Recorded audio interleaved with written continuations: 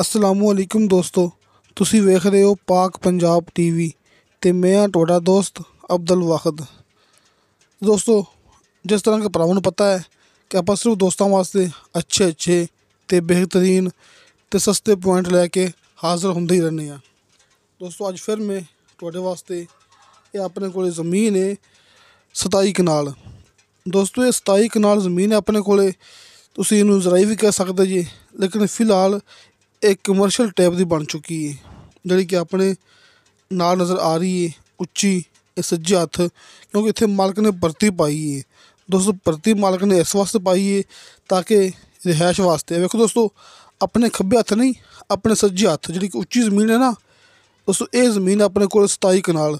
ਦੋਸਤੋ, ਇਹ ਰਕਬਾ ਹੈਗਾ ਚੌਰਸ, ਕਿ ਉਹਨਾਂ ਹੀ ਫਰੰਟ ਹੈ ਕਿ ਲੰਬਾਈ ਚੌੜਾਈ ਬਿਲਕੁਲ ਇਹਦੀ ਸੇਮ ਹੈ, ਕਿ ਲੰਬਾਈ ਵੀ ਉਨੀ ਹੈ ਅਤੇ ਚੌੜਾਈ ਵੀ ਉਨੀ ਹੈ, ਅਤੇ ਮੁਕੰਮਲ ਹੈਗੀ ਹੈ 27 ਕਨਾਲ।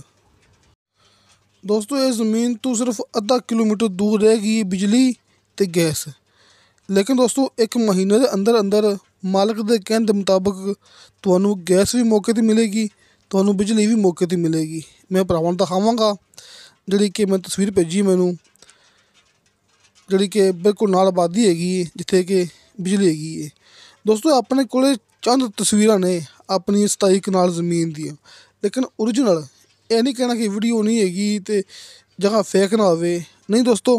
ਅੱਲਾ ਦਾ ਸ਼ੁਕਰ ਹੈ, ਆਪਾਂ ਜਿਹੜੀ ਚੀਜ਼ ਆਪਣੇ YouTube ਚੈਨਲ 'ਤੇ ਵਿਖਾਉਂਦੇ ਹੁੰਦੇ ਹਾਂ ਨਾ, ਉਹ ਬਿਲਕੁਲ ਹੁੰਦੀ ਓਰੀਜਨਲ, 100% ਕਲੀਅਰ।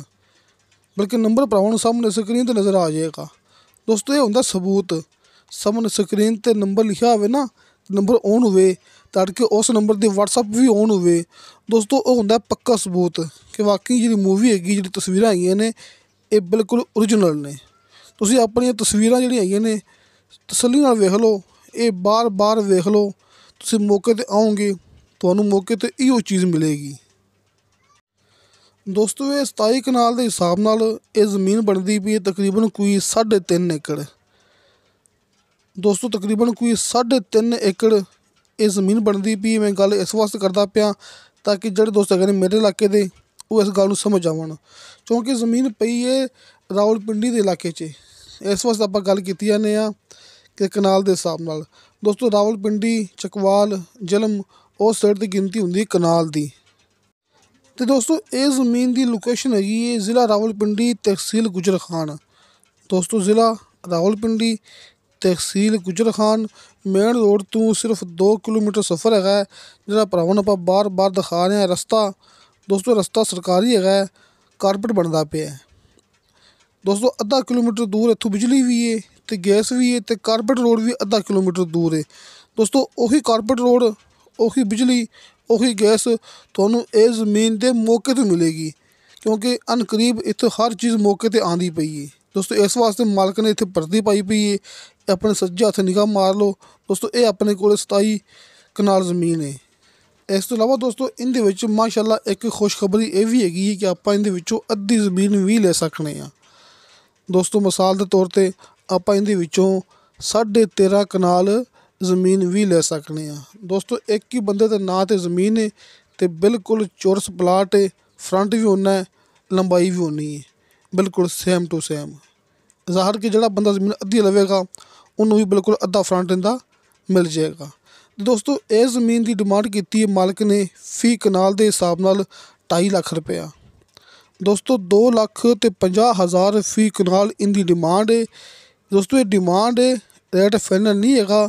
ਕਮੀ ਪੇਸ਼ੀ ਪਿਆਰ ਮੁਹੱਬਤ ਹੋ ਜਾਏਗਾ। ਭਰਾਵਾਂ ਨੂੰ ਸਾਹਮਣੇ ਸਕਰੀਨ 'ਤੇ ਸ਼ਾਹ ਸਾਹਿਬ ਦਾ WhatsApp number end call number ਨਜ਼ਰ ਆ ਗਿਆ ਹੋਣਾ।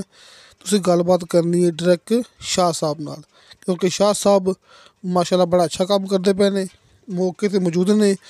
ਇਹ ਜ਼ਮੀਨ ਉਹਨਾਂ ਨੇ ਮੌਕੇ 'ਤੇ ਖਲੋ ਕੇ ਵੇਖੀ ਹੋਈ ਹੈ। ਉਹਨਾਂ ਨੇ ਮੈਨੂੰ ਇਹਦੀਆਂ ਤਸਵੀਰਾਂ ਭੇਜੀਆਂ ਸੀ।